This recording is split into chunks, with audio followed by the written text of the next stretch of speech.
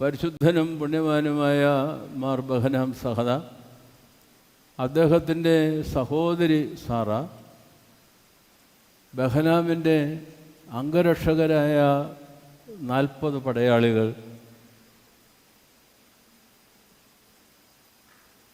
ബഹനാമിൻ്റെയും സാറായുടെയും പിതാവായ രാജാവിനാൽ അംഗരക്ഷകരായ 40 പടയാളികൾ,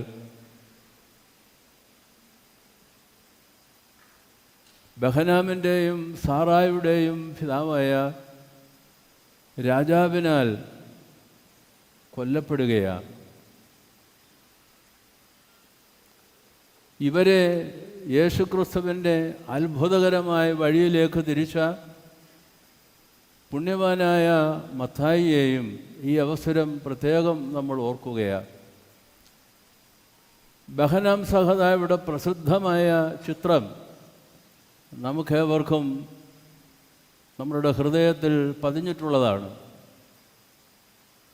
ബഹനാം സഹദ അശ്വാരൂഢനായി കാണപ്പെടുന്നു. പരിശുദ്ധനായ മത്തായി ഒരു പീഠത്തിൽ ഉപവിഷ്ടനായിരിക്കുന്നു, അല്ലെങ്കിൽ നിൽക്കുന്നു. അദ്ദേഹത്തോട് ചേർന്ന് ഒരു മാൻകിടാവ് അരുത് എന്ന് കൽപ്പിച്ചുകൊണ്ട് മത്തായി പുണ്യവാൻ നിൽക്കുകയാണ്, ബഹനാമിനെ അഭിമുഖീകരിച്ചുകൊണ്ട്. ഇത് ഒരു സുന്ദരമായ ചിത്രമായി നാം കാണണം.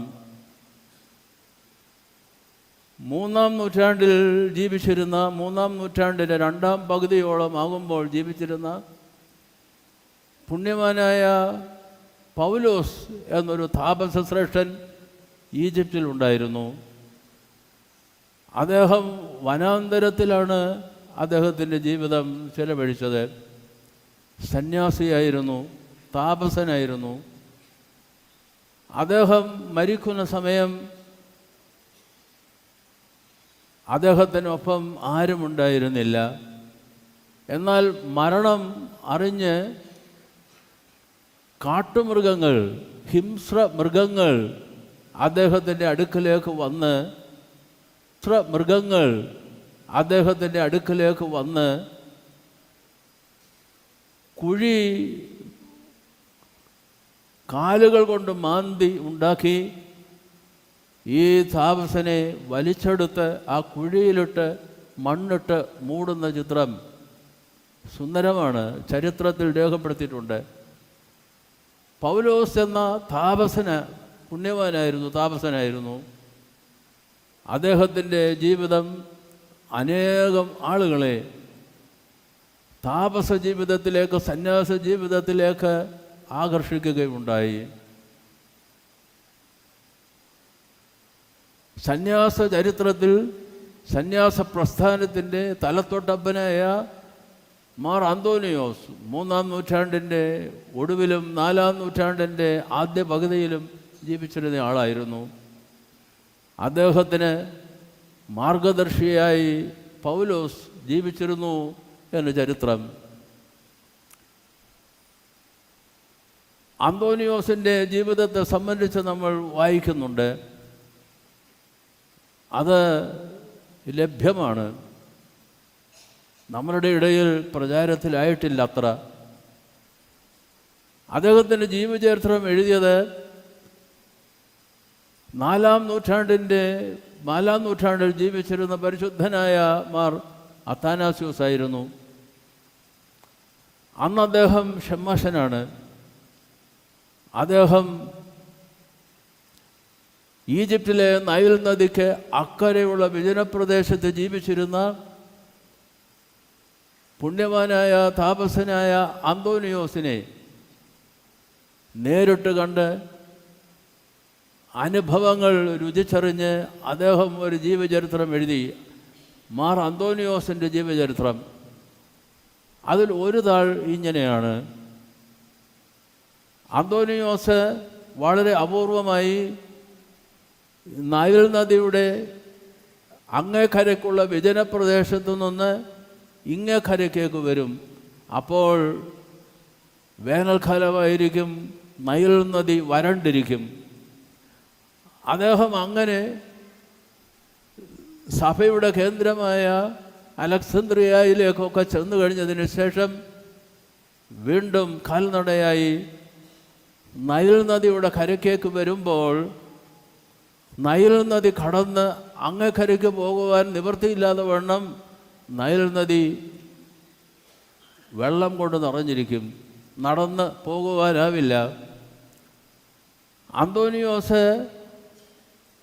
അവിടെ കടവിൽ വന്ന് നിൽക്കുമ്പോൾ അങ്ങേക്കരയ്ക്ക് പോകുവാൻ വള്ളമില്ല, സംവിധാനങ്ങളില്ല. അത് കാണുമ്പോൾ അദ്ദേഹത്തിൻ്റെ സാന്നിധ്യം തിരിച്ചറിഞ്ഞ് നൈൽ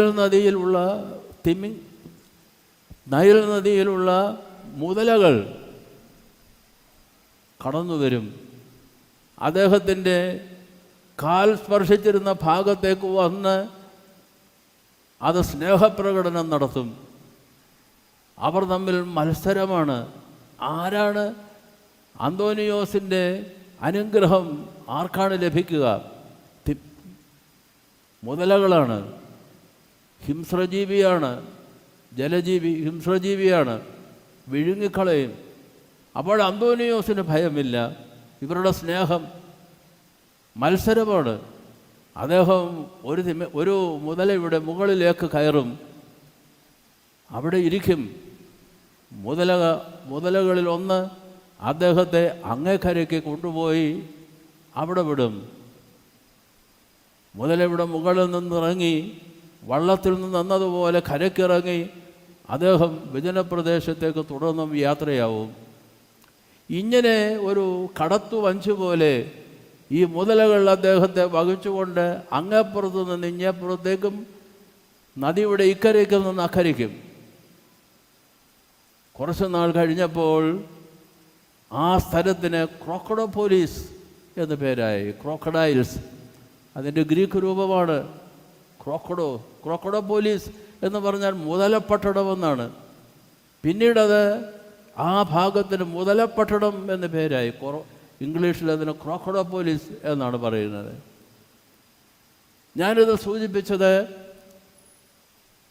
ചില പരിശുദ്ധന്മാരുടെ ജീവിതം വിശുദ്ധിയുടെ പാരമ്യത്തിലെത്തുമ്പോൾ അത് മറ്റ് ജീവികളോടും വന്യജീവികളോടും ഹിംസ്രജീവികളോട് പോലും അവർ കൂട്ടുകാരാവുകയാണ്.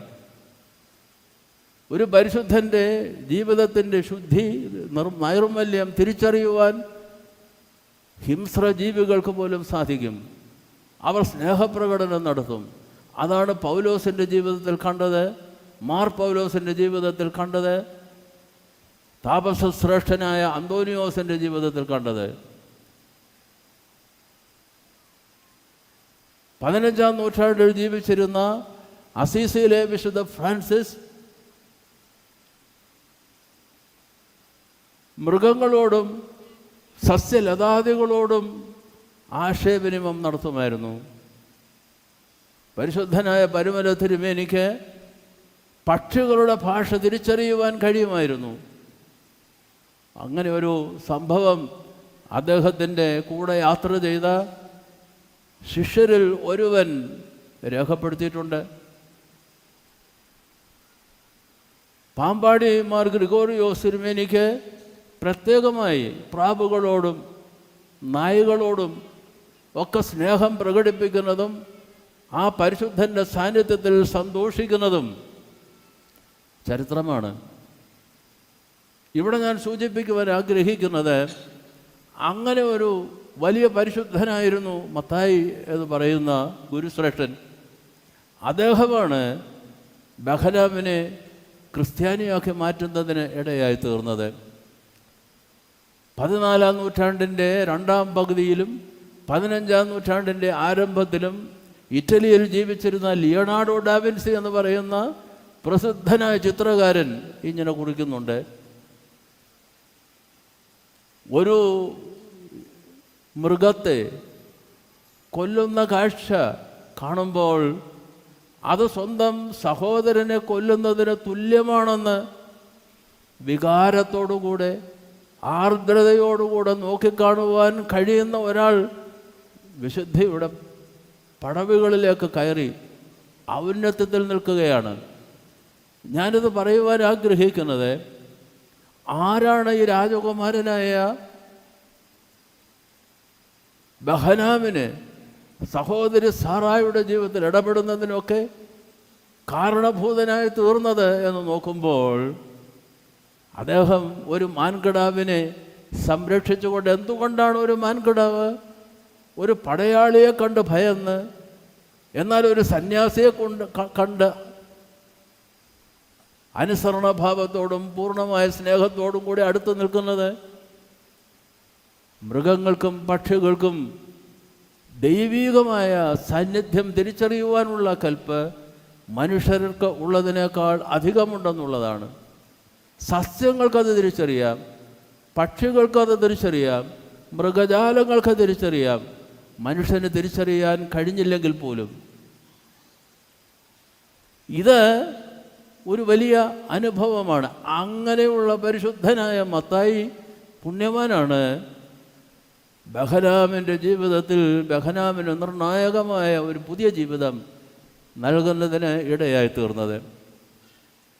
രണ്ടാമത് ഒരു കാര്യവും കൂടെ, പല സന്ദർഭങ്ങളിലും മോർ ബഹനാമിനെയും സാറയെയും ഒക്കെ നമ്മൾ ഓർക്കുമ്പോൾ, മത്തായി എന്ന് പറയുന്ന താപസ ശ്രേഷ്ഠൻ്റെ ജീവിതത്തിൽ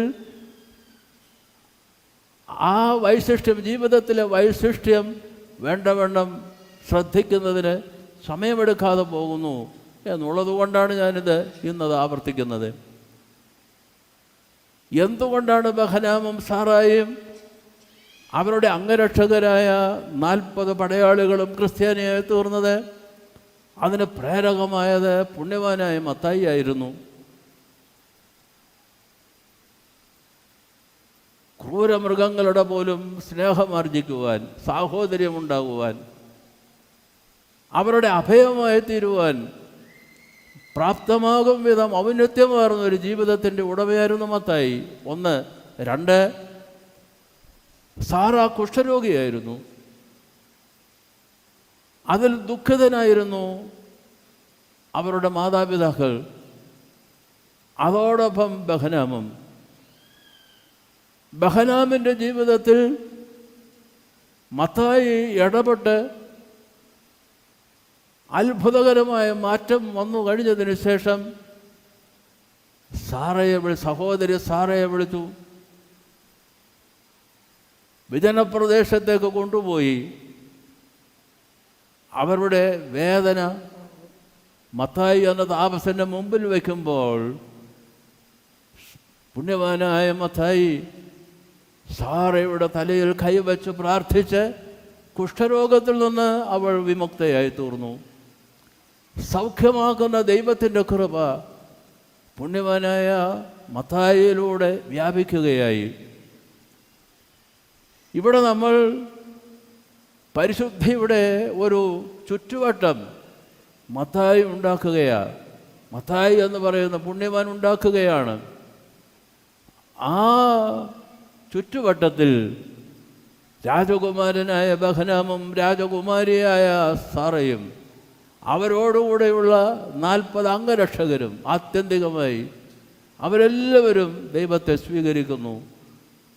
ഇത്രയും വലിയ അത്ഭുതം കണ്ടിട്ടും മനസ്സിന് മാറ്റം വരാതെ ക്രൂരത കൊണ്ടു നടന്ന ഒരാളെയും അവിടെ നമ്മൾ കാണുകയാണ്.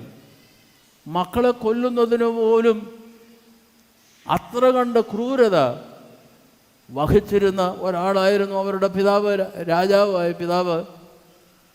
അവർ ഈ 2 പേരെയും കൊന്നുകളഞ്ഞു, 40 അംഗരക്ഷകരെയും കൊന്നുകളഞ്ഞു.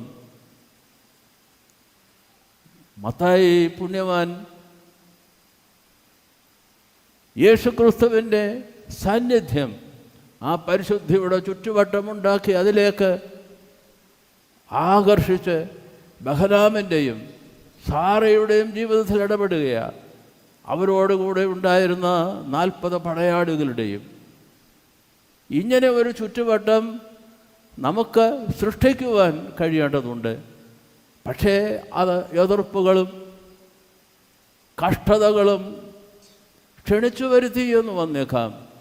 പക്ഷേ ദൈവത്തിൻ്റെ അത്ഭുതകരമായ ഇടപെടൽ തിരിച്ചറിയുവാൻ കഴിയുന്ന